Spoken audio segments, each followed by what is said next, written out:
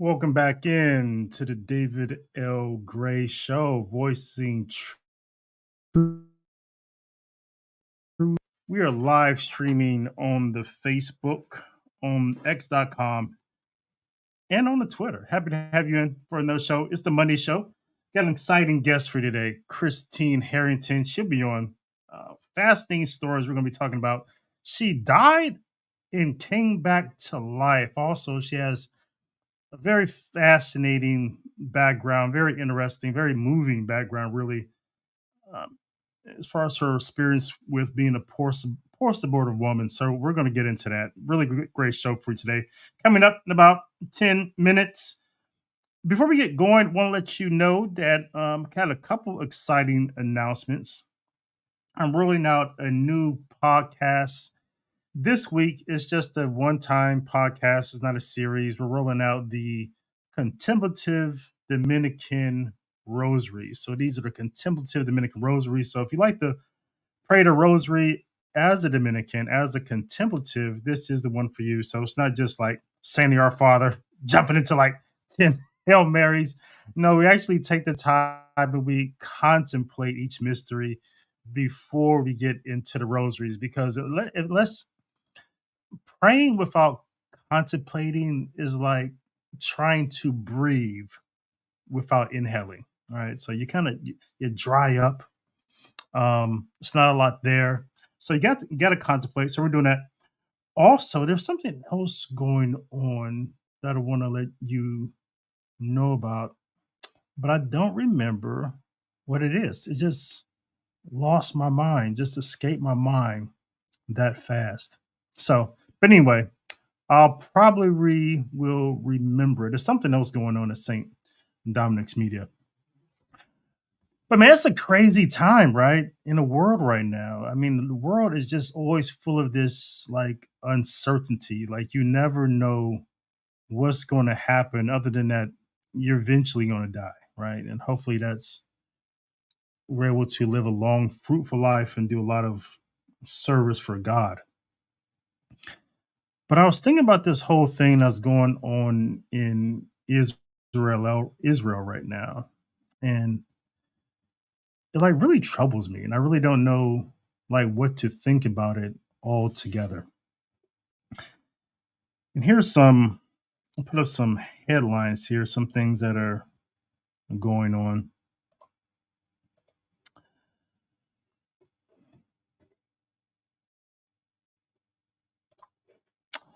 It says Israel orders a complete siege of Gaza, and they're about to go in for like a complete invasion.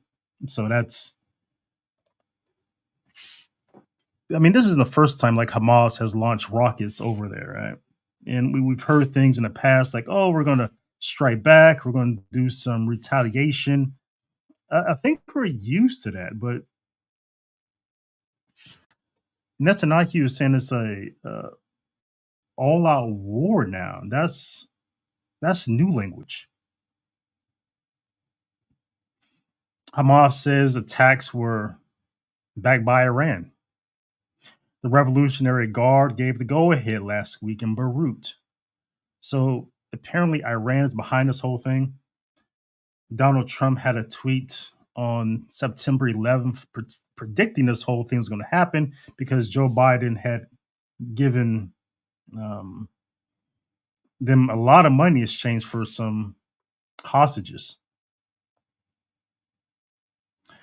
Apparently, the Hamas had built a whole mock town and practiced an assault in plain sight, but the Israelites, who knew that everything that they're doing over there, really didn't think they were interested in war, because apparently they had been duping them for years that all they were interested in was just economic benefits. So they're calling this the worst massacre of Jews since the Holocaust. Over 100 hostages taken, young and old, just snatched off the street, taken back to Palestine. So apparently they want to use them for some sort of leverage or whatever. Apparently they're marching them through the street naked. Naked women are being paraded through the streets. At least 9 Americans have been killed. At a desert rave, 750 attendees have gone missing. They're calling this the greatest intelligence failure in Israelite history, one of the greatest intelligent failures since 9/11, they're calling it. And people are celebrating around the world. You have people celebrating in London, in Sydney, people yelling Alu Akbar. You have counter protesters rallying in Manhattan. The Kremlin says perhaps there is a high risk of a third party entering this conflict. Across the Mideast, you have surge of support for the Palestinians. Now they're talking about over 800 killed, over 2,000 wounded. The United States is sending warships and jets. And it's a divided world on this. You have some Democrats in Washington calling for the backing of Israel and whatever they want to do. Joe Biden, we have their back. Then you have some Democrats like Alexandria Ocasio-Cortez. She's calling for peace in this situation, even though peace is not an option for Ukraine.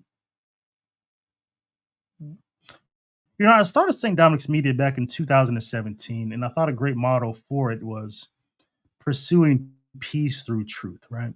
Because I've always been a big peace advocate. I don't like war, don't like the death penalty. I just want everyone to live their just natural life, their God-given life, from the moment of conception to natural death, right? So I was like, how do we get there? How can I contribute to that? Well, I said, well, if we pursue peace through truth? If you share truth, which is namely a person named Jesus Christ, I think you eventually get to peace, because the peace is also a person named Jesus Christ. But I was thinking about this whole thing that's going on, and a little while ago, there's this incident in Alabama where there's something happened with some sort of boat. You have a security guard telling these guys, "Hey, you got to move your boat." They get out the boat and jump the man. This is being it was being staged or talked about as some sort of black versus white sort of race thing. And I was kind of thrown back by I talk about the historical grievance a lot. How Black Americans were always told we have to feel grieved about things that happened in the past. That whatever happened in the past, it happened to us, no matter how long ago it was. If it's bad, it happened to you if you're Black, right? And so there's always this historical grievance in the American Black community that you're supposed to feel grieved about things that happened to people who look like you 400 years ago, 10 years ago. Trayvon Martin slavery, it was you. And so when this whole brawl came out, I was kind of like disturbed how so many Black Americans is all over social media, and how everyone's supposed to be able to feel happy that these white guys got their comeuppance and got jumped. They were drunk. It's not hard to beat up a drunk guy. But it's like this self-esteem boost. Like all the years of slavery, all the historical grievances wiped away by beating up a couple of drunk guys and his wife, throwing her into the water. And again, I really didn't really understand it until, again, I was looking at this video and I saw these kids, these Palestinian kids, just happy about what was happening in their country, because some of their brothers, some of their kinsfolk, some of the people from their country has started a war with Israel. Kids cheering, people at the White House cheering, people in England cheering. Now, I'm not putting on a cape for Israel. I don't have, not going out here to defend the Anunnaki Jews for anything. But I guess the question I have that I really don't have an answer to is like, how do we heal historical grievances? Like, how do we do that? How do we get people to stop telling themselves harmful stories that they're grieved? Because they're grieved, about something that happened to them or something that happened to someone looks like them or something that happened to their community, that they now have to go into this cycle of vengeance, of revenge, of retaliation, of murder. It's like that's all we know. Like this animal brain behavior, vengeance, retaliation, eye for an eye, tooth for a tooth. Whether it's murder in the womb, murder on death row, murder on the streets, murder your neighbor. It's like we just keep repeating Cain's murder of Abel. And I really don't have time for people. I saw some people over on X.com talking about, oh, I don't believe what happened. Some guy in my church yesterday was saying that. I was getting set up for mass, and one of the people over in the choir guy was saying, well, I don't know. I don't believe it until I see it. Like, where does that come from? Then some guy who has a radio show, Catholic radio show, I saw him on X.com talking about too, oh, this is just a deep fake. That's not really going on. What is that? Like, I get being a skeptic. I'm a huge skeptic, but really? This is just weird. I mean, this thing, I just think it is what we all thought it was. Whether it's the whole gender issue, whether it's abortion, whether it's fake elections, whether it's fake, coming up with any reason possible to put a mask on you, give you a vaccine. I mean, this is just more evidence that the world is what we thought it is. It's just broke. And the only answer that I know is Christ Jesus. And I wish everyone would turn to him. This is the David L. Gray Show, voicing truth and reason. Happy to have you guys in. About to bring in Christine Harrington, speak with her. I'm looking to some of your comments. Brandon said, this has shaken and broken my heart. May God protect all his people. Yeah, you have a lot of Catholics over there too. Father Dave Nix, who's been on the show, who's on the series Return to the Sacred. He has a lesson there. He's been posting videos. He's trying to get on a plane to come back home. A lot of Americans over there trying to get bussed out. My parish over here in Germany, we had a pilgrimage headed there. A lot of people paid their money already. We're supposed to have a meeting on Wednesday to get our final briefing before we go. So obviously that's not going to happen. Diana Week says, no one is paying attention to the details, treating it as is yesterday's news. DIY says, how did this failure of intel happen? Yes, I mean, some people come up with some reasonable excuses saying they just trusted Hamas. They thought Hamas was they moved past the whole war thing. Even though they're doing drills, they didn't think they're really interested. But again, somebody knows somebody, right? And this is why I don't let like the Palestinians off the hook. These people are related. These are your cousins. These are your brothers. It's hard to keep a secret if you tell anyone. You tell 5 people, everybody knows. So this has been staged and planned. Iran's involved. Everybody knows. Everybody knows about this. It's kind of like 9/11. Somebody knows something. Yeah, I don't know. Like, why are we programmed like that? Vengeance, not forgiveness. How did this happen? Yeah, I don't know. This is David O. Gray Show, voicing truth and reason. This is the best, the most honest podcast in Catholicism. Hovering over the skies of a post-Christian society, we have spotted a man with a donut in one hand and rosary beads in another. Child, I'm about to whoop Satan's behind. He is boldly proclaiming truth and reason like no rigid Catholic ever has before. The David L. Gray Show begins now.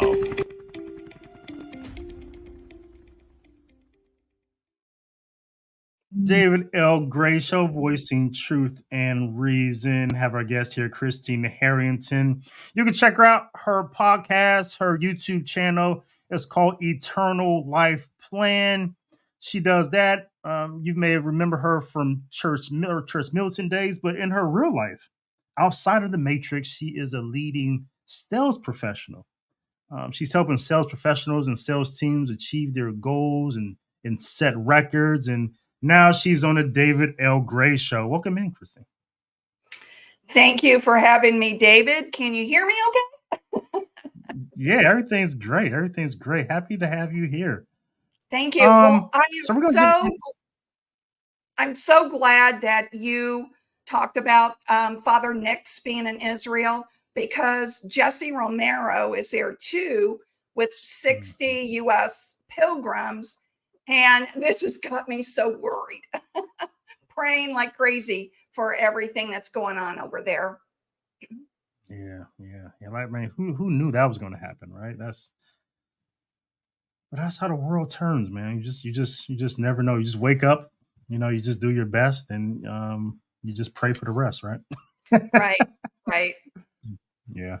Excited to get into your stories today. I had kind of knew in the past, I had read your story about your experience with the whole abortion industry, where you were at in your 20s, where your mind was at, and how you recovered from that, and then how you kind of devoted a lot of your time since then trying to do your part to touch women's lives and touch men's lives in that industry. So I wanted to get in that, and I also want to get into what I didn't know. I've seen some videos floating around, but I never got a lot into them really, about the experience that you had when you like actually died and came back. So I want to get into that. Really excited to hear more about that and understand, like, how are you like processing that right now? But first, I want to start off because I want to talk to you about just what you do and like in your daily life, sales. Because I always thought it's always been my contention. People may have heard me say this, Christine, that I just think salespeople, people who are like been really good at sales, I think they would make the best bishops, the best priests, because there's something about sales that it's when you're good at sales, you're like everything. You're a pastor, you're a barber, you're a counselor, you're like a spouse. I mean, you touch so many aspects of people's lives. You have to be a great listener. You have to know how to communicate, and also you have to know how to listen. And so and so salespeople, I think, really, really get it. And I think a lot of the issues think we're having in the Catholic Church, I think it would help. I will say this. I think I'll say it this way, just from my own experience. I got into sales like later on in life. I was in sales all my life when I was a kid. Cutting grass. Doing cold calls. Hey, can I cut your grass? Can I shovel your snow?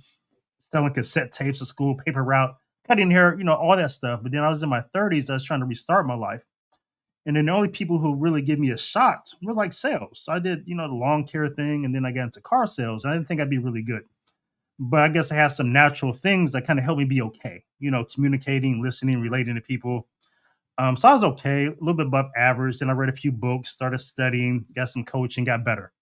But I think when I made a turn, when I became like one of the best salespeople in CarMax in the whole industry, in the whole company, a top salesperson in the whole company, was when I said that, I looked around, Christine, and I was looking at all the average people in the store, the 80%. You're 80% of people who about do 20% of the business. And I was looking around at these guys, and one guy was like way smarter than me. I knew a lot about cars, but this guy was like, he knew everything about cars, but he really couldn't close. Then there was another person who related with people better than me. He's, smiling, everyone loved him, couldn't close the deal. So I said, man, I can't relate better than that guy. And then there was another guy who was good, but he'll sell a car a day and he'll be done. He'll sit on his butt for the rest of the day, so he wasn't hungry. And then I said, I can't be better than those people, the things they do individually. And so what I decided to do was I said, what if I just stop selling cars? What if I just stop trying to sell cars and I sell experience? And when I started selling experience was when I just skyrocketed. I went double cars. I was selling maybe 15 cars a month, maybe 12, double that number, right? Became a top salesperson in the whole company. And what I wanted to sell was myself. I said, man, what would I just sell myself? Because people love an experience. People pay lots of money for experience. People remember experience. People take pictures of experience. People just love having a good experience and they'll pay for that. So what if I sell myself? What if I become a good experience? I wanted to sell that first because if I sell CarMax, people come by the CarMax, but they won't, look for me. They'll refer people to CarMax, but they won't firm with me. So I sell myself. And then I sell CarMax. And it just for the next 3 years, I just made crazy amounts of money and got all types of awards. And I want to get your perspective on this because I always thought that, man, what if maybe is that what we're missing in Catholicism? Is that why people are sometimes attracted to traditional Latin masses and really reverent Novus Ordos? Is it the experience?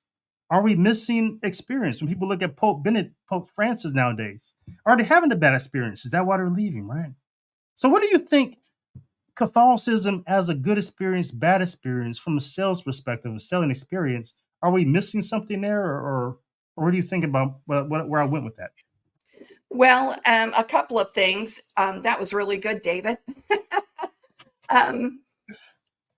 A lot of people will get offended when I say this. I've gotten pushback when I say it, but Jesus was the perfect salesman. He knew how to sell because he did not push people to listen to him. He did not expect people to listen to them. All he did was go out and deliver the message of God. That's all he was doing. He attracted people to him because he was honest, because they had never heard this message before. And like you said, David, because they had an experience with Jesus. So one of the things, and I've got a car experience to talk to you about real quick. This happened last year, and David, I'm one of these people that I'll drive my car till it's dead, right? I'm not a car person. So my 2007 BMW just had too much work that needed to be done on it. So I decided that I was going to get another BMW. And so I went to the local BMW dealer to find a pre-owned vehicle. And the lady that came out to greet me didn't ask me my name, didn't ask me what I did for a living.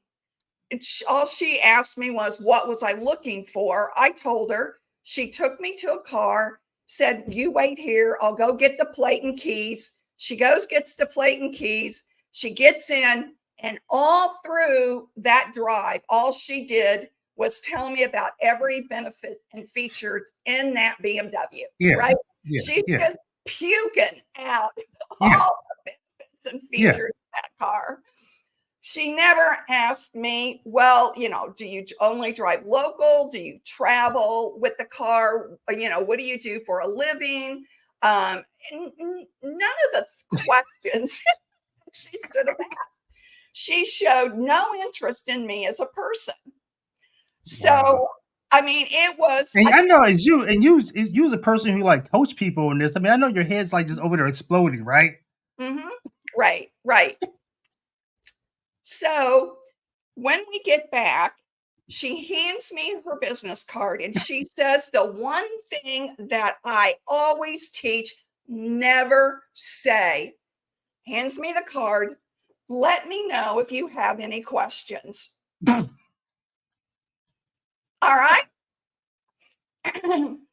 She didn't invite me in to talk about the car, nothing. Let me know if you have any questions. She had already decided either A, I couldn't afford the car, or B, that I wasn't going to buy. One of those two things.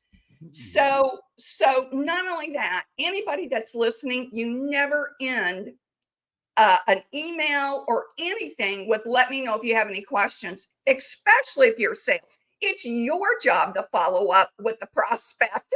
It's not their job to follow up with you. Yeah.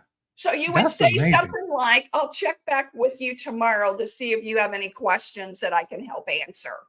You know, you don't just let me know if you have any questions. So I went across the street to the Audi dealer, and they had a pre-owned BMW that I was interested in. So Rob comes out right away, and said, and I told him, you know, they had one on the lot I was looking at. He goes, well, before we go over there, he goes, tell me about yourself. He said, what do you do for a living? And I said, well, I'm a sales coach and trainer. And he goes, really? We could probably use you here. And we start talking, and he starts asking me questions. And he said, you know, are you driving long distances with the car? Because these are sports seats. And I said, yeah, I know that. And I like those seats. And he said, and I said, no, I'm only driving local. And then he asked me, he said, well, how much do you know about BMWs? And I said, well, my son is a certified BMW mechanic, so I know a lot about it. And he goes, oh, okay, well, wait here. And he goes in, gets the key and the plate, puts them on, and he hands me the key and he goes, you know all about this car. Just, you know, take a fun drive. He says, I'll see you back here when you're done. So I did. I came back. He was waiting for me when I came back. And then he walked me into his office. We just chit chat some more. Well, to make a long story short, I bought from him. The car wasn't even exactly what I wanted, but I bought from him because I liked him.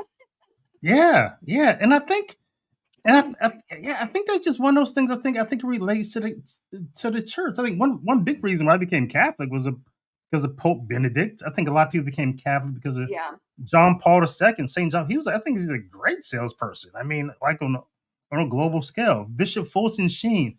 A lot of people who are still Catholic can probably point back to some point in time to some priest or somebody they met in the faith and say, it was that person, right? They either gave me a good experience. There's something that they passed on to me that was personal, that related to me and still sticks with me. So well, and to go back, and to tie it back into the Catholic Church, you know, one of the things I'm a cradle Catholic, David. So and I was born in 1955, so that makes me 68. I grew up with the Latin Mass. I loved the Latin Mass as a child. I loved it. And as an adult, I love the Latin Mass too, because I love the sacredness of the Latin Mass. I'm all about the incense and the bells and the majesty of our Latin Mass service, because that is part of the experience. My dear dad, who has since passed away, when they went to the Norvis Ordo Mass and the priest was turned around, to face the congregation, my dad turned to my mother, and I was a little kid when this happened, and said, well, if I wanted to go to a Protestant service, I would have stayed Protestant. That's a great first experience. Wow. And he did not like the Norvis Ordo, but there were no Latin masses. And there's one Latin mass here in Indianapolis, in my area. That's it. And it's packed every Sunday. You can't get in unless you get there an hour early. Oh, it's awful. Yeah. Yeah. I wish there was more. Yeah. That's a good point about ad orientem versus populum. I guess in like a sales perspective, it's clear in the Latin Mass, or even anytime the priest is ad orientem, like, what are you selling? You're talking to a salesperson or using their hands to point to things, whatever. It's clear in the traditional Latin Mass or the ad orientem that, the priest facing that direction, that's what he's communicating right there. So versus populum, the priest facing us, like, what am I supposed to be focused on you? What's going on here? Well, it always appeared to me that they were on stage. Yeah, yeah, They were yeah, on yeah. stage. And And I think it gets contagious after a while too, because I feel sorry for priests after a while. After years, 10 years, 15 years, 20 years of doing that, I think you get maybe kind of caught up in the showmanship of it, don't you? yes. Well, we've seen that, haven't we? With Yeah. all of these dances that are going on. Yeah. I'm just Yeah. waiting for the jugglers to come out next. Yeah. So there you are. I mean, you're raised Catholic. Your early experience is the traditional Latin Mass, and but there you are in your 20s, right? Making some really questionable choices. Who were you then, and how did you get there? Well, it's even worse than that, David. I almost became a nun.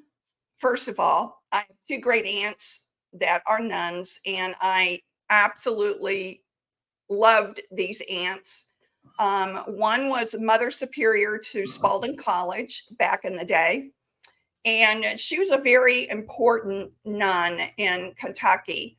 And we would often go visit her, and I always felt that I had this calling to be a nun, but never acted on it. And married my high school sweetheart. Um, and I'm going to say this, I was a virgin when I got married. Um, and I know that's rare these days, but there are still women that are virgins that are out there. But uh, it was in my 30s when I had the two abortions. Oh, okay. So I was in my 30s. It's not like I was a teenager who was being pushed into it, but my marriage to my high school sweetheart lasted 5 years, and it ended in divorce. And I really, really, to this day, I regret it. Um, Mhm. Never have I come close to loving someone like I did. And after that, after the divorce, I went to a Bible study at my church. I was told that I was not welcome because I was not married any longer. I was divorced. Mm. So that one life changing, I let that one event become a life changing event for me. I was so hurt by it. And Mm. I left the Catholic Church. And then my life became living in the world. So I was promiscuous. And when I discovered in my 30s that I was pregnant, um, I was happy about it. I was scared, but I was happy about it. But everyone around me kept telling me, you have to abort. You have to abort. And God rest my mother's soul. I know she thought she was doing the right thing. And I should have been strong enough, David, to say no. But she kept saying, you have to get an abortion. You cannot raise this child. Why are people afraid for you? David, I don't know that I can answer that question. My mother was very controlling. And unfortunately, I let her control me. That was my fault. I was always trying to please my mother. And that was something that was never going to happen in a million years.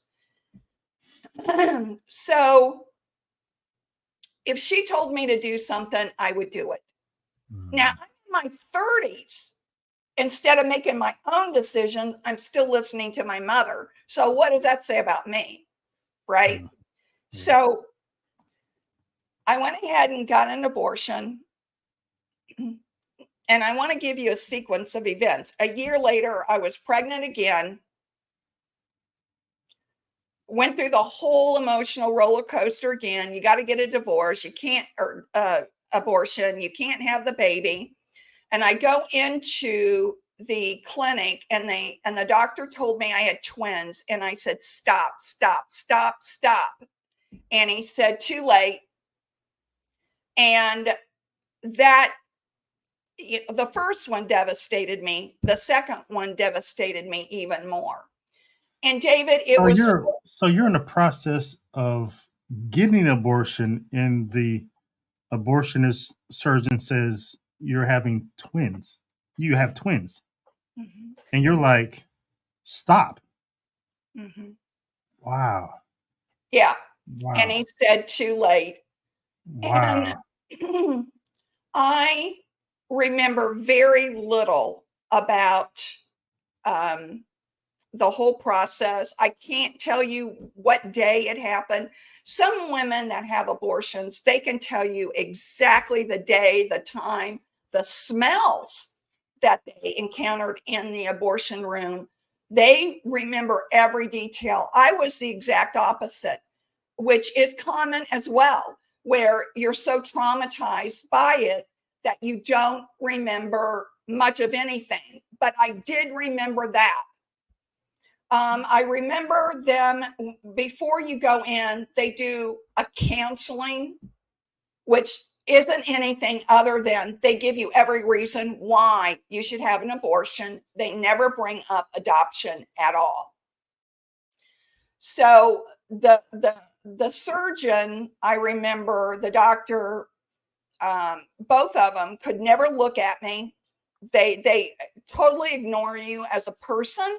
They're fixated on whatever chart is in front of them and doing the abortion and getting you out and bringing the next one in. So it feels like an assembly line. Um, and we as women know what we're doing is wrong. We innately know what we're doing is wrong because we're built to be mothers. And what absolutely infuriates the pro-choice movement is when I refer to pregnant women as mothers, because that's what they are. You don't have to have a baby in your arms before you're a mother. When you conceive, you become a mother right then and there. I wish I had people in my corner that said, I'm your emotional support. The men, both times, told me, just get rid of it. Just get rid of it. So there was no emotional support from them at all. I know men in Rachel's Vineyard that I work with, that they never wanted the abortion. So on the man's side, there's two sides. There's the one that's saying get rid of it. There's the others that never wanted it. They wanted the baby. They wanted to support and love that baby. And the woman is the one that decided. It's both together. You made the baby together. You should raise the baby together, even if you're not married. I know that's not a popular view. So when I went, how much further do you want me to go, Dave? Oh, I have time. Okay. I've got a frog in my throat this morning. But I mean, I would say though, I mean, myself, I made a couple of videos about this being like a post-abortive man, and having been in that situation where the woman you're engaged to comes back home and you know um, tells you what she did, right? And then you feel, because I think I had Michael Lofton on my show one time, because we both had that situation where we just found out like afterwards, like, hey, I had an abortion. And some men have beforehand, maybe you can maybe try to convince her, but you're sitting there sometimes as a man and you're thinking you're going to have a child, right?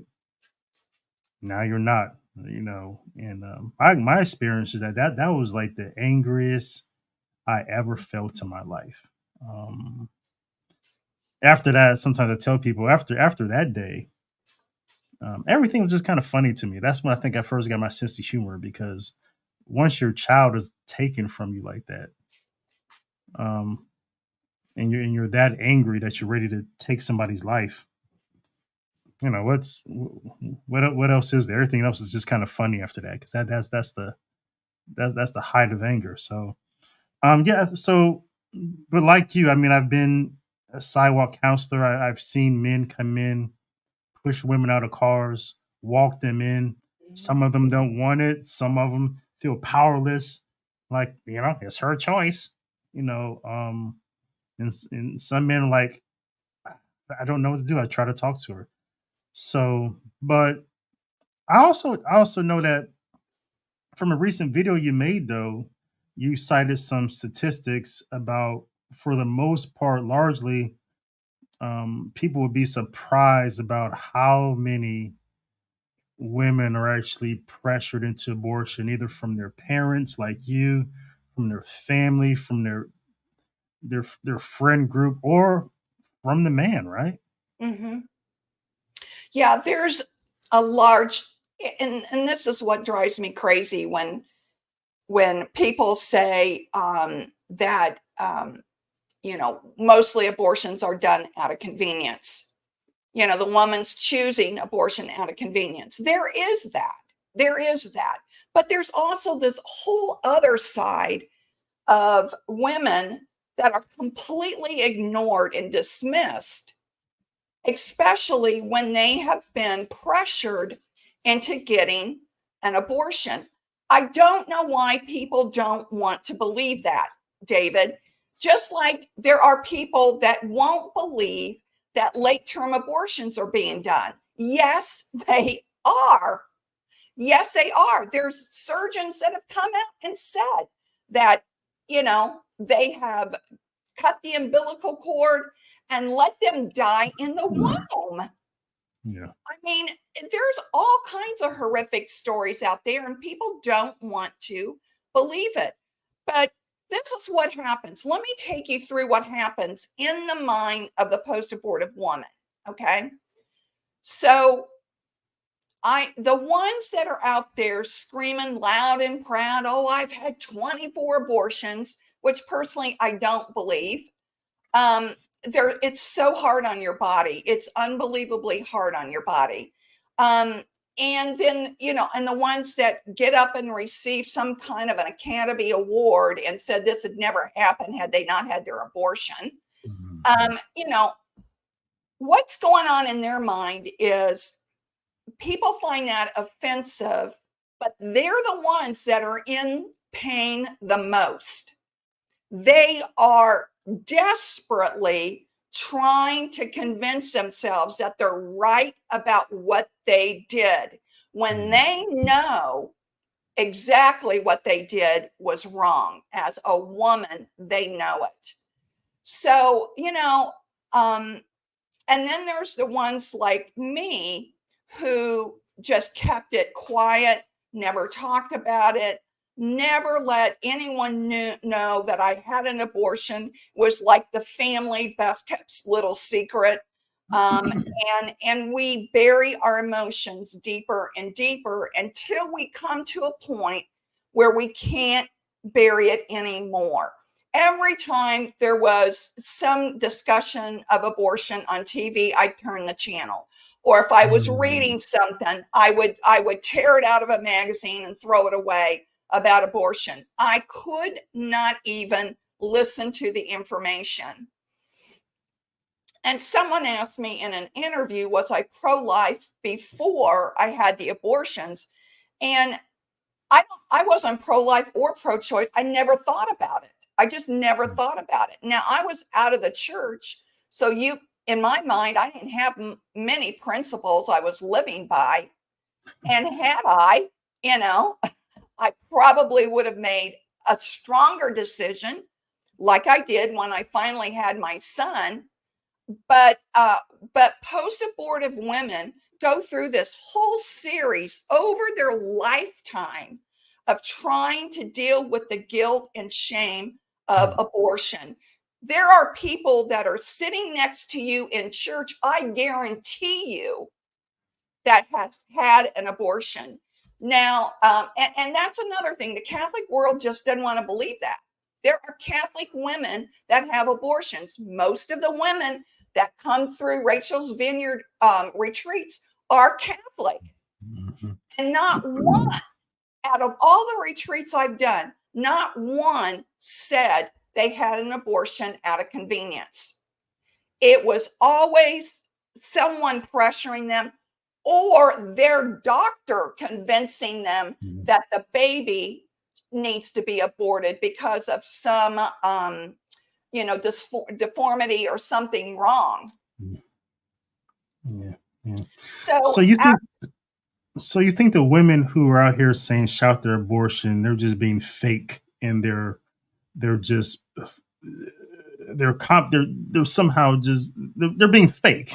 And by being fake, by having this fake facade of I'm going to shout my abortion, I have nothing to be ashamed of. What they're really doing is just masking their shame. that's right. And well, you know how it is when you're talking to someone that's dug in on their issue, on their Mm, opinion, you're never going to change it.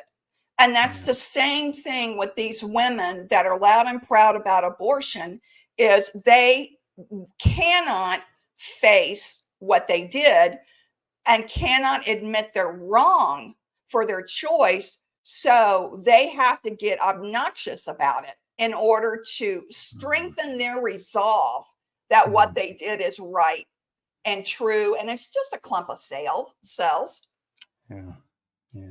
That's why when I'm like, I find myself in a conversation with a woman about it, and I can just kind of sense where it is kind of going. You just kind of throw out a couple of fun facts, and there it just kind of you hit like a brick wall with those facts, and you kind of see where there is like a defensive mechanism. Mhm. I don't really press the issue so much really there. I may talk about another a symptom of the issue, just like the sacredness and humanity. I might just go somewhere else with the conversation rather than just talk about abortion itself because it seems to me it's even with Protestants, right? The harder you push somebody, it's like an egg in water. It just gets harder, and I don't want to do that. Right, So right. where do you go in those conversations? Do you keep making the egg hard, or do you crack it, or what do you do? Well, if you go to the sacredness of life, most of the Mhm. time, those people or those women, well, men too. Um, oh, yeah, go pray your rosary. Yeah, that's what you do. So they start mocking the faith Yeah, yeah. because of that. And or I'll turn around and ask the question when they're pushing back so hard, have you ever had an abortion? Yeah. How dare you ask me that? Oh, Oh, oh, okay. oh, So, okay. so what are you telling me that you want everyone else to get an abortion, but you don't want to have one? Or is it that you've had one and how Mm, dare I ask that question? yeah, yeah, yeah. How did you find your way back home to the Catholic Church after this? After um those two abortions, the second one, I know you're on the table and you just deeply regret it. Yet, you had this early experience with one Catholic church where they didn't even want to hang out with you because you got a divorce. How do you find your way back home after that? Well, my son, I was sending him to Catholic schools. And I was taking him to mass on Sundays and I wasn't receiving communion. Mm, And he kept asking me, "Mommy, why aren't you going up?" And I said, "Well, Luke, I've got some sins I have to confess." Well, every Sunday I was doing this, giving him an excuse for why I yeah, wasn't going to communion. I ate a yeah, little something before we came, and it hadn't been an yeah, hour yet. yeah. So it got to the point where now, mind you, David, He was 16 before I finally had the nerve to go and confess my abortions, because I was told that because of the abortions, I was excommunicated. So I was running away from the fact that I could have been excommunicated. So, and this is the contradiction of my mother. After my second abortion, she gave me our priest's business card and said, when you're ready, go talk to him. Mm. So for all of those years, 16 years, I kept that card displayed prominently on my desk. Wow. And it came back down to being a coward again. I was too afraid to go and confess. The shame and guilt was that deep. So I finally, David, I said, I cannot do this anymore. I've got to confess. So I made an appointment, and I went in January in 2008, and went through a 2.5 hour bawling my eyes out confession of every sin, mortal sin. And I had a lot of mortal sin on my soul. Everything, the abortions, the promiscuous lifestyle, everything that had gone on in my life. And after the confession, Monsignor said, your sins have been forgiven, and, did the whole blessing, all of that. And so he said, so Christine, which church do you think you want to attend? A more traditional church or more modern church? I didn't know what that meant because I'd been out of the church. So he explained it to me. And I said, well, Father, I thought I was excommunicated. And he said, oh, no, Christine. He said, you have asked for forgiveness. We want you back. And then that started another crying tirade, because I was so joyful that I could come back to the Catholic Church and receive communion with my son at Mass. Yeah. So that's when the tide turned. And then he handed me a Rachel's Vineyard brochure, and he strongly advised me to go to the Rachel Vineyard retreat coming up in March. But then he said to me, do you know what day it is, Christine? And I said, no, Monsignor, I don't. And he said, today in 1973 is when Roe versus Wade was passed. Yeah. This is no mistake that God sent you on this day Wow. to have me hear your confession. Wow. Yes. Wow. I had no idea. So I went to the Rachel's Vineyard retreat in March. Beautiful, beautiful retreat. And that's when I decided that I had to do this work to help other women start their healing process.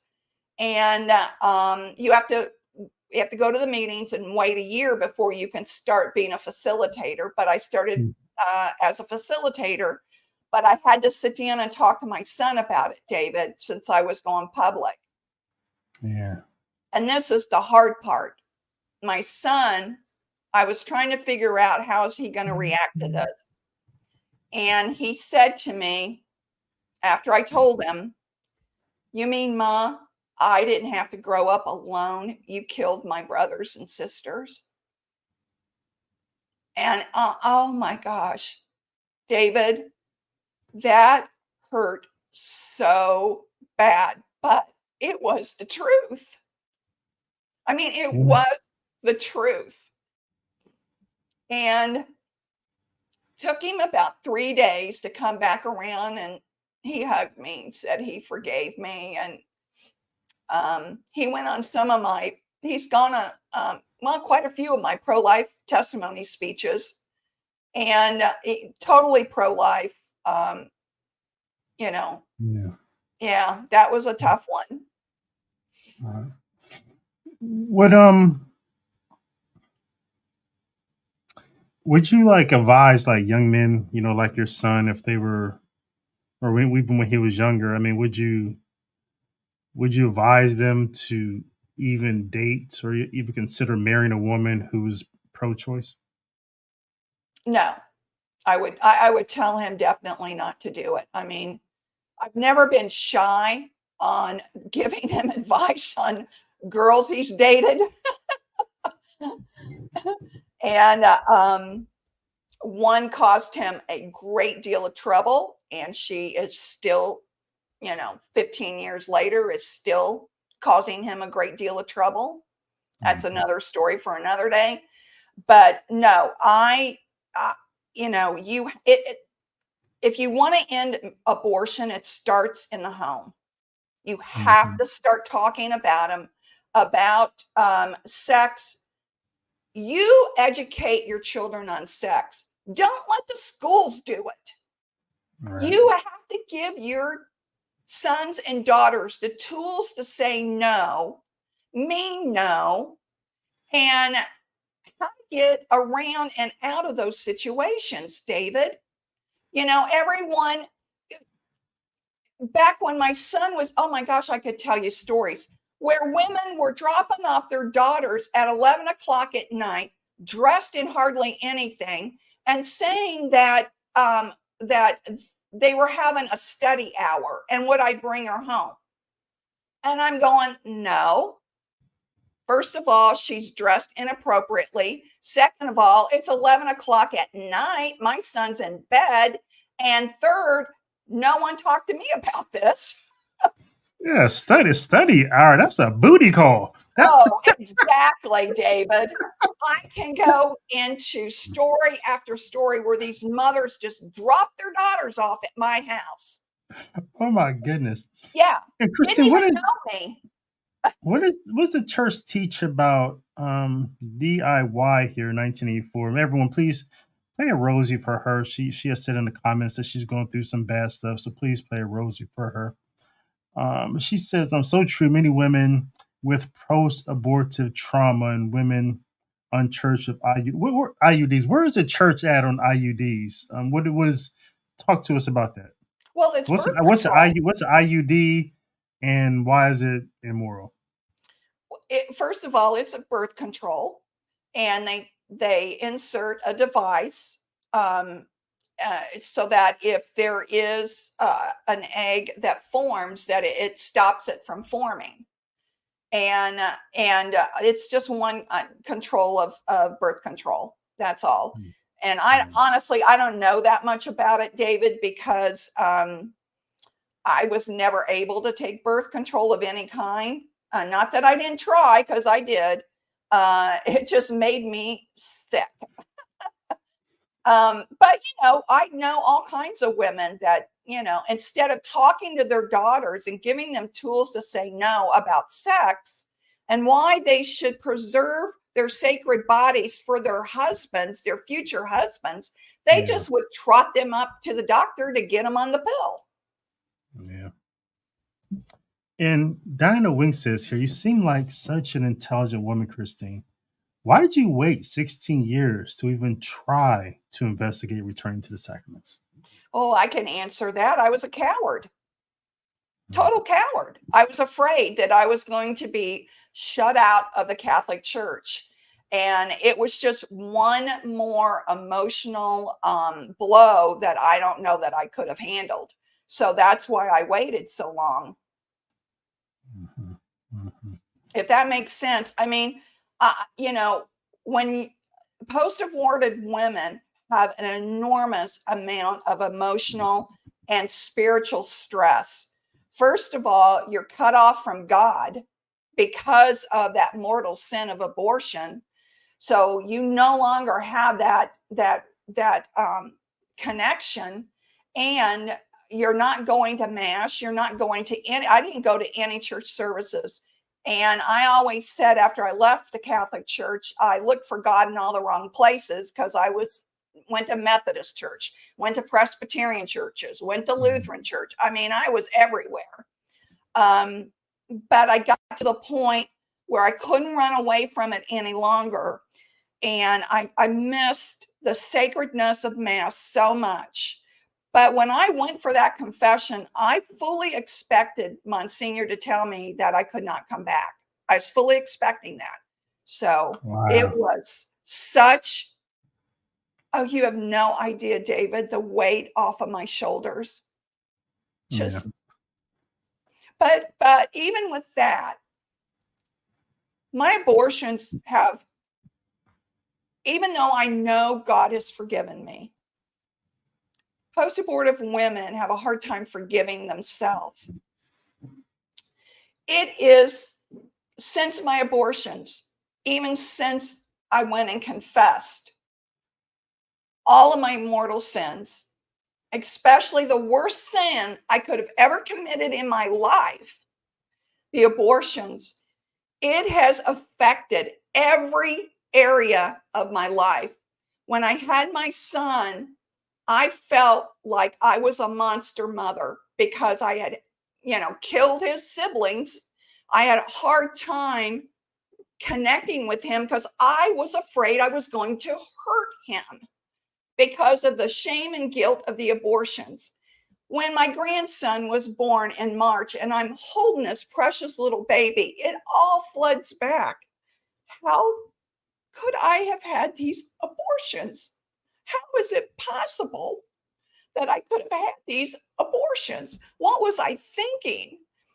And then I had that thought from Satan, oh, you're going to hurt this one too.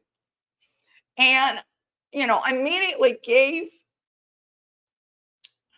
my grandson back to his wife. And I had to compose myself.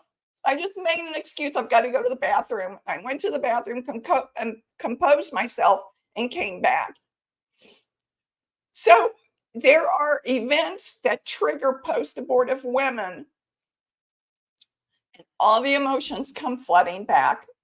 So it took a while. And I talked to my son about this when I came clean about the abortions. And he said to me, David, I knew there was something that was always bothering you, Ma. I mean, he sensed it as a child.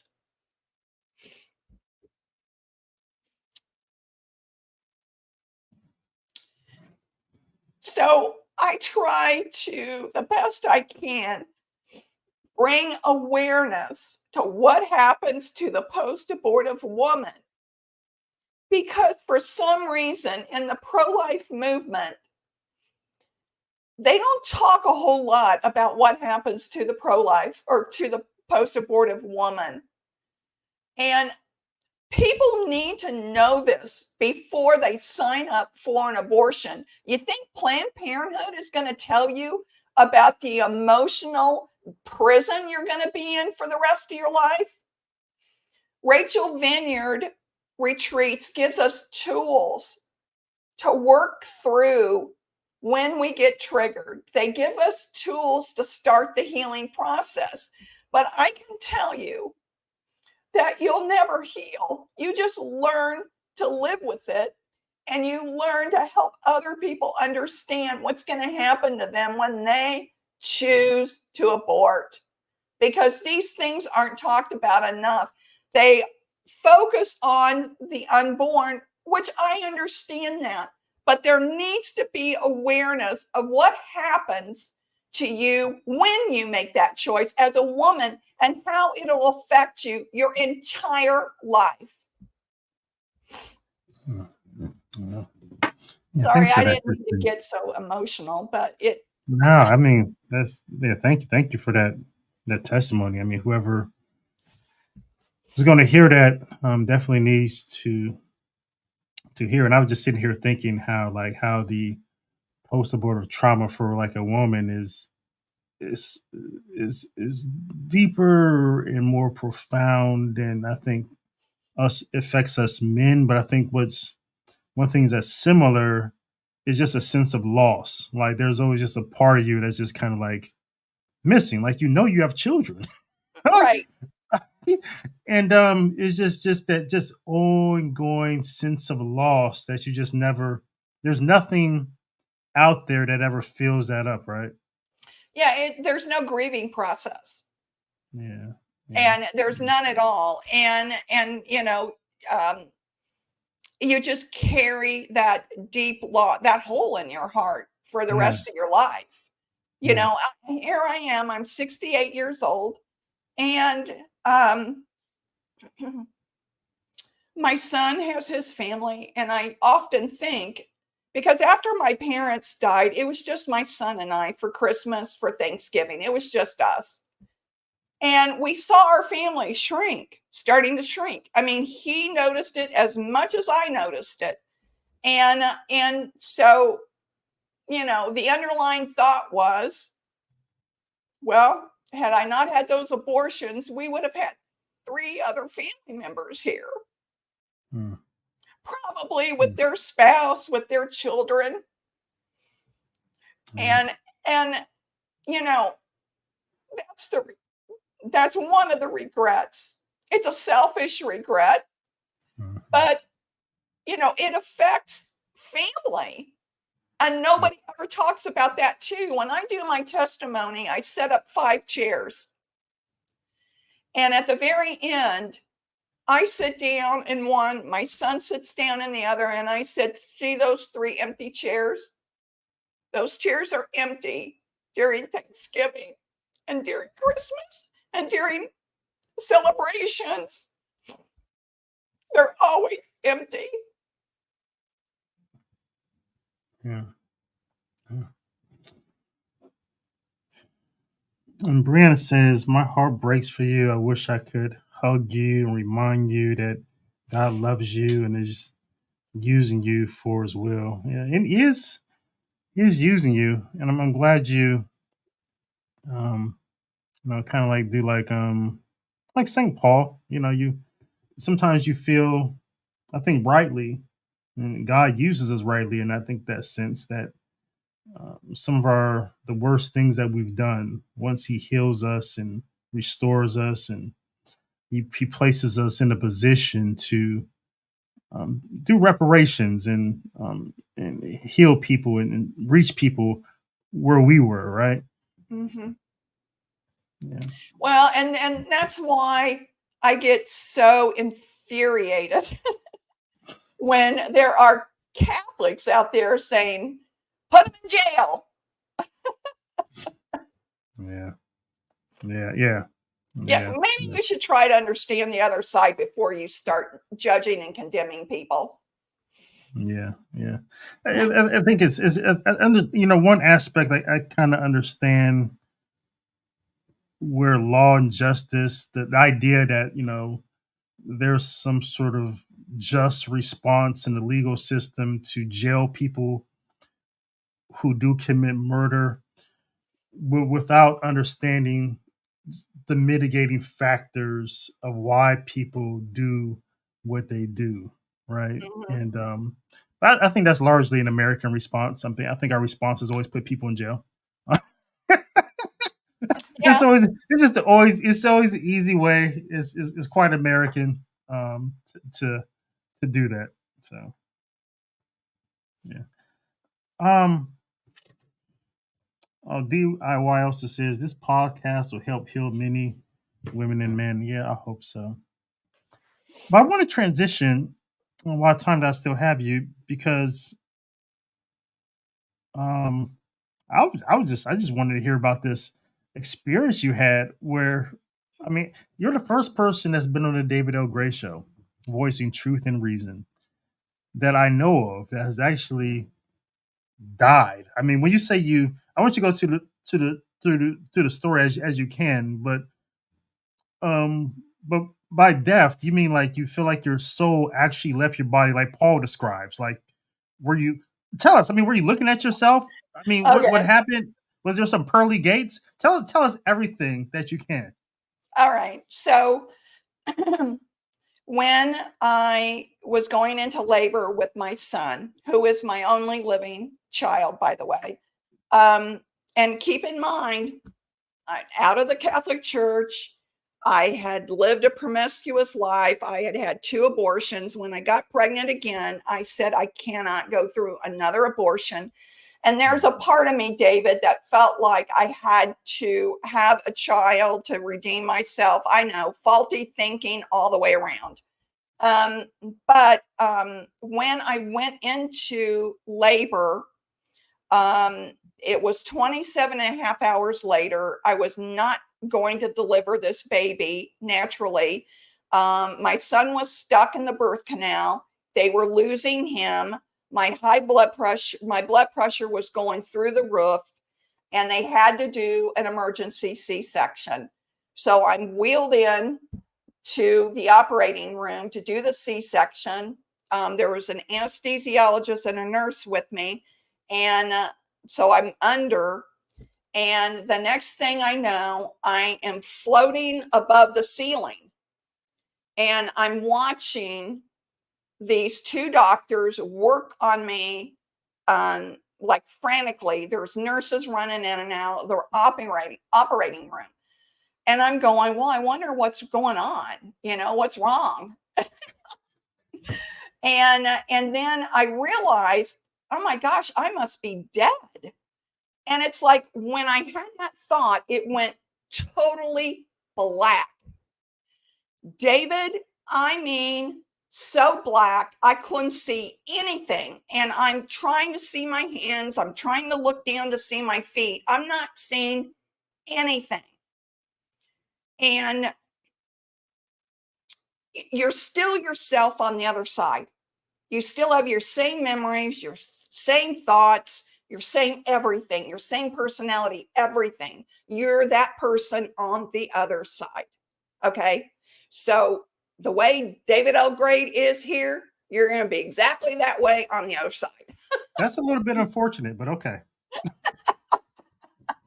I can be a jerk sometimes, but okay. So I'm terrified at this point. I'm thinking, oh my gosh, I'm dead. And I've not gone to confession. I've not done anything. I've been living this sinful life. And this fear gripped me like you can't believe. And I'm frantically trying to look around to see what's going to happen next. Am I in hell? Where am I? Yeah. And I just cried out to God, oh God, please don't put me in hell. Please don't put me in hell. Please help me.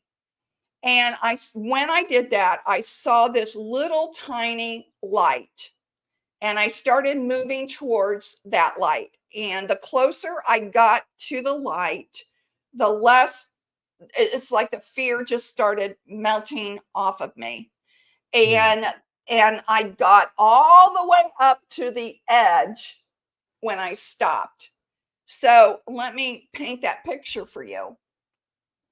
There was gray everywhere. So it went from black to really dark gray to light gray. And I stopped at the light gray.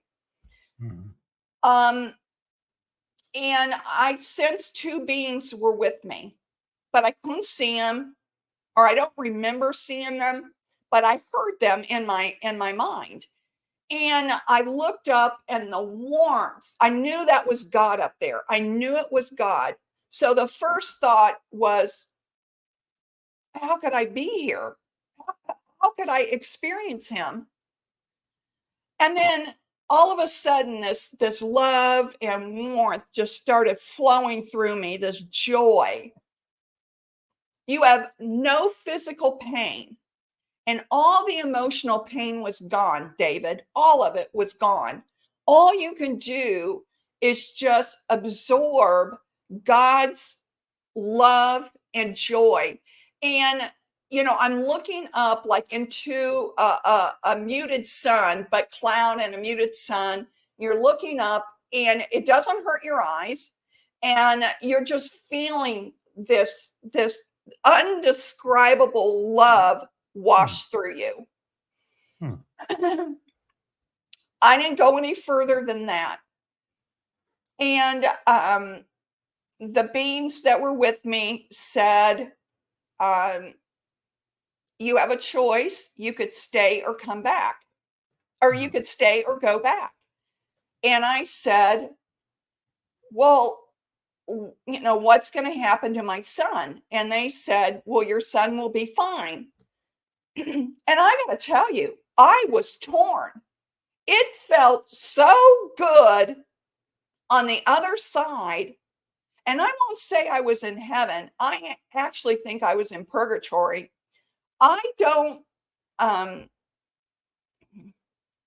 it felt so good on the other side. I was torn about whether to go back or whether to stay. It was that traumatic for me, of a feeling that because you've never felt these feelings before in your life.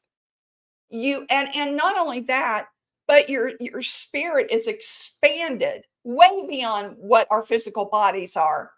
And you just feel so free. And you feel, in my opinion, the first time I felt alive, truly alive. And so I don't know how much time went by when they said to me again, well, you have to make a decision. You can either stay or you can go back. And I said, I can't leave my son. I've got to go back. So I come back and I wake up and I'm thinking I just had the C-section. I'm still fully aware of what just happened to me. And I'm trying to process all of that. And my mother runs up to my bed and said, oh, she's awake. She's awake. And the nurse comes in and is looking at my vitals and everything. And I was in restraints. And I said, and she said, oh, you died. We brought you back.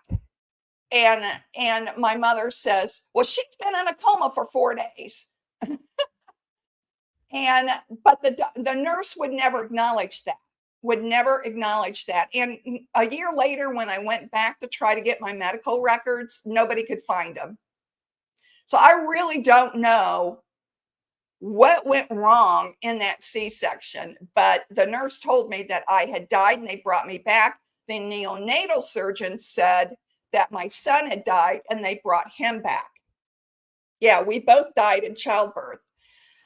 But the feeling when I woke, David, and I felt my spiritual side of me come back into my body, it felt like a balloon trying to go through a bottleneck. And it was painful. Yeah, painful, trying to squeeze all that back in. Yeah, I can reconcile that with theology. That's interesting. But so was it days? Like you say, your mother, you're in coma for 4 days. Was it days or just how long was it? 4 days. I was out. It was 4 days. Yeah. Mm-hmm. And so when they say, some people are saying that you were gone, was it like they heard like the flat line on a monitor, like you had lost signs of living? I don't know. The nurse just said that you had died and you were resuscitated and brought back. Oh. Yeah. And Oh, I wow. tried to find that out. I tried to get the medical records so I could, see what all happened. Yeah. And, I was told by another person that they probably conveniently got rid of them because of afraid of malpractice. Because even after I healed from the C-sections, I saw that they had actually cut me in 2 different places. Oh, So wow. something wasn't right. Yeah. But, yeah. I've had some people tell me, well, you didn't really die. If you had mortal sin on your soul, you didn't really die. Well, the nurse told me I died. So yes, I did. And it was that dilemma that just kept nagging at me. Okay, I know from my Catholic teaching, I should have been in hell. I had all this mortal sin going on, and I should have been in hell. And this with the birth of my grandson, all the near-death experience started coming up with me again. After I had Luke, I was in such survival mode to leave his father, because his father was very abusive, that all I could concentrate on was making a life for Luke and me, and how am I going to get him away, safely, and how we could live safely. So I, along with the abortions, I suppressed the NDE, but every time to this day, whenever I feel fearful, I bring up that image of that NDE in my mind, being in God's presence. Now, the emotions have greatly reduced from the NDE, but the memory has not. And David, the other dilemma was, why, after my entire sinful life, which was sinful, why did he give me this beautiful gift? Mm-hmm. Why? And that haunted me. Why? Mm-hmm. And it's like, God, I'm not ungrateful. I'm just trying to understand this happened for a reason. Yeah. Right? And Yeah. so I looked at a bunch of NDE videos, and Catholics that had near-death experience, they left the church. The church lied to us about everything. So they left the church. And I wasn't trying to do that. I was trying to reconcile what happened to me with mortal sin and the Catholic faith. I was trying to reconcile all of that. Yeah. By the grace of God, I watched a Mark Mallet video, which I don't really watch a whole lot of his videos. And he talked about Sandra Abrahams. And Sandra Abrahams is a Catholic that had a near-death experience in 1973. And she has traveled the world talking about her experience. So, David, I looked her up and I called her on the phone. And I said, I was shocked she picked up the phone. And I said, and I told her why I was calling her. I told her my near-death experience. And I said, Sandra, I'm trying to understand why God gave me this beautiful gift after everything I had done. Why did he give me this beautiful experience? And she said, well, Christine, it's because you're supposed to tell people about abortion and help stop it. You need to tell people your story. And this was like 3-4 weeks ago. And I went, oh my gosh, why didn't I put that together? And then I said, well, Sandra, why did God save me? Why didn't he just send me right to hell? Yeah. And she said, well, Christine, it's because we cannot comprehend his mercy. And you did ask him for help. Oh, she's the sweetest woman. And I went, okay. Yeah. It took her to put it all together for me. So, Sandra, if you ever watch this, thank you from the bottom of my heart.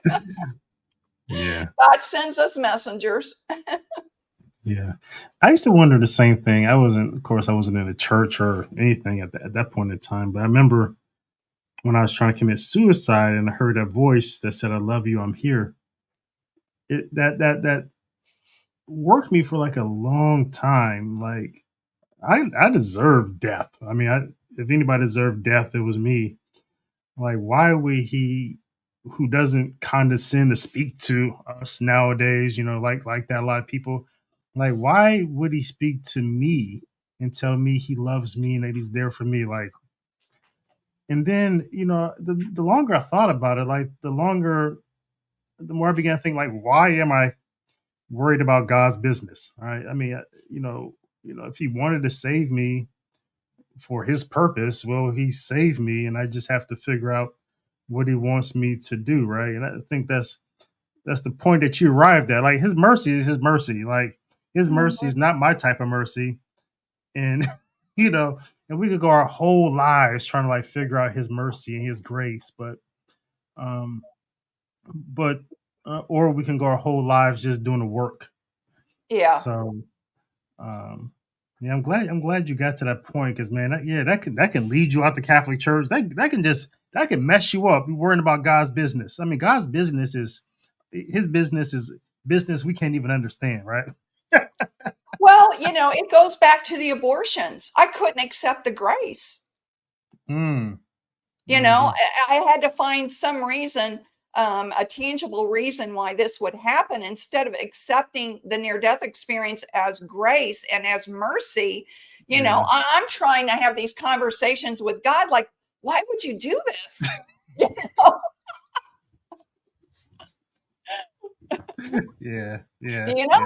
Why would you do this?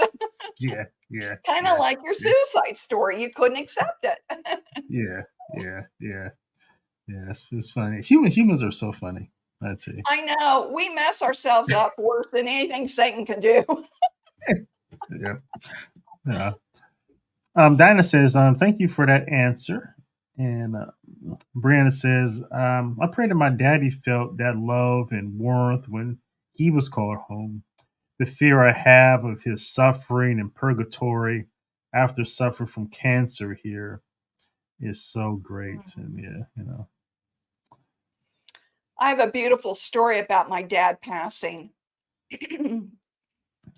When he was passing, he was lucid all the way till the end, David. And I was praying the rosary. I had a rosary on his chest, and I said, Dad, do you want me to pray the rosary? And he shook his head, yes. So I prayed the rosary, and then afterwards I said, I don't know what made me ask this, David, but I said, Dad, are there angels in the room? And he said, yes, Christine. And I said, how many? And he, held his hand up, 5. And I said, there's 5 angels in here?